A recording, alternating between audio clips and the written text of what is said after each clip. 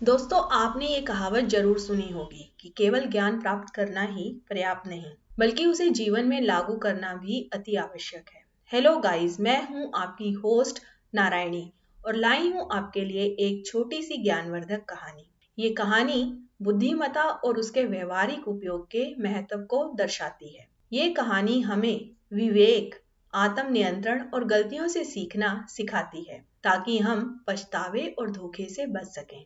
लेकिन आगे बढ़ने से पहले मेरी एक छोटी सी रिक्वेस्ट है कि आप इस कहानी के अंत तक बने रहें, क्योंकि हो सकता है इस कहानी में छिपा हुआ छोटा सा संदेश आपकी किसी बड़ी समस्या का समाधान कर दे और आपके जीवन में एक बड़ा बदलाव ले आए। तो चलिए शुरू करते हैं। एक राजा के महल में बड़ा ही सुंदर बगीचा था, जिसमें तरह तरह के फलों और फूलों के पेड़ पौधे लगे हुए थे। इसी बगीचे में एक अंगूरों की बेल भी थी, जिस पर रोज एक चिड़िया आकर बैठती और पके हुए मीठे अंगूर चुन चुन कर खा जाती और अध पके खट्टे अंगूर नीचे गिरा देती। माली इस बात से बहुत परेशान था। उसने चिड़िया को पकड़ने की बहुत कोशिश की, लेकिन असफल रहा।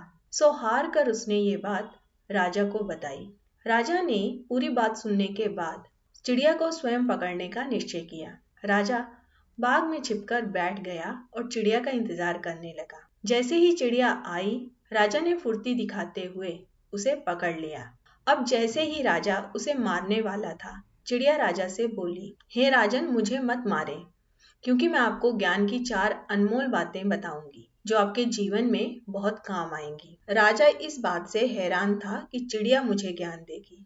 सो उसने जिज्ञासावश कहा, ठीक है, जल्दी बताओ। चिड़िया बोली, पहली बात, कभी भी हाथ आए हुए शत्रु को ना छोड़े। राजा ने कहा, अच्छा, अब आगे बताओ। चिड़िया बोली, दूसरी बात, कभी भी अजीब और असंभव लगने वाली बातों पर विश्वास न करें। और तीसरा ज्ञान ये है कि कभी भी बीती हुई बातों पर पश्चाताप नहीं करना चाहिए। इतना कहने के बाद चिड़िया चुप हो गई। राजा, जो कि चिड़िया की बातों से बहुत प्रभावित था और उसकी बातों को बड़े ध्यान से सुन रहा था, चिड़िया से बोला, चिड़िया, अब जल्दी से चौथा ज्ञान भी बता दो। चिड़िया बोली, राजन, चौथी बात बड़ी ही गूढ़ और रहस्यमयी है।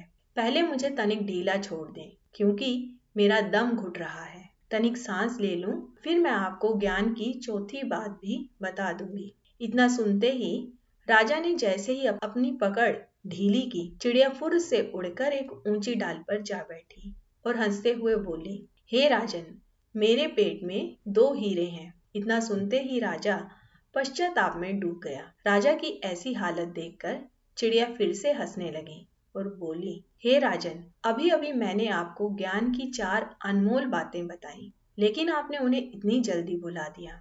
मैं आपकी शत्रु थी, फिर भी आपने मुझे पकड़कर छोड़ दिया। आपने इस असंभव बात कि मेरे पेट में 2 हीरे हैं पर विश्वास भी कर लिया और अब हाथ न आए उन काल्पनिक हीरों के लिए पश्चाताप कर रहे हैं। हे राजन, ज्ञान की बातों को केवल सुनने से लाभ नहीं होता, बल्कि उन्हें अपने जीवन में भी उतारना पड़ता है। चिड़िया की बातों को सुनकर राजा को अपनी गलती का एहसास हुआ। राजा ने चिड़िया से क्षमा मांगी और इस अनमोल ज्ञान के लिए चिड़िया का धन्यवाद दिया और कहा कि अब मैं ज्ञान की बातों को केवल सुनने और पढ़ने तक ही सीमित नहीं रखूंगा, बल्कि उन्हें अपने जीवन में भी उतारूंगा। तो दोस्तों, ये कहानी केवल राजा और चिड़िया की नहीं है। ये कहानी हम में से अधिकतर लोगों की है। हम लोग जीवन में कई बार अच्छी सलाह सुनते हैं, किसी काम में सफल होने के लिए बड़ी बड़ी प्लानिंग करते हैं और खूब सारा ज्ञान अर्जित करते हैं, लेकिन उसे अमल में नहीं लाते। नतीजा, हम अपने काम में सफल नहीं हो पाते। उस ज्ञान का कोई लाभ नहीं जिसका उपयोग ना हो। राजा की तरह अगर हम भी अपने दुश्मनों को, अपने कॉम्पिटिटर्स को हल्के में लें और असंभव बातों पर विश्वास करें या अतीत में हुई हानि या गलतियों के लिए दुखी होते रहेंगे, तो हम अपने जीवन में कभी भी आगे नहीं बढ़ सकते।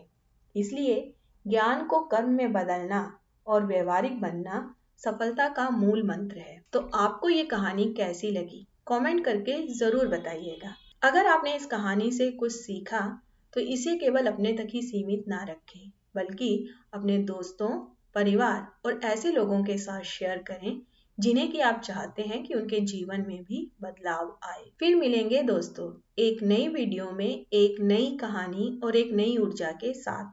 तब तक खुश रहिए और खुशियां बांटते रहिए, क्योंकि जो हम दूसरों को देते हैं वही हमें दुगना होकर वापस मिलता है। Bye bye.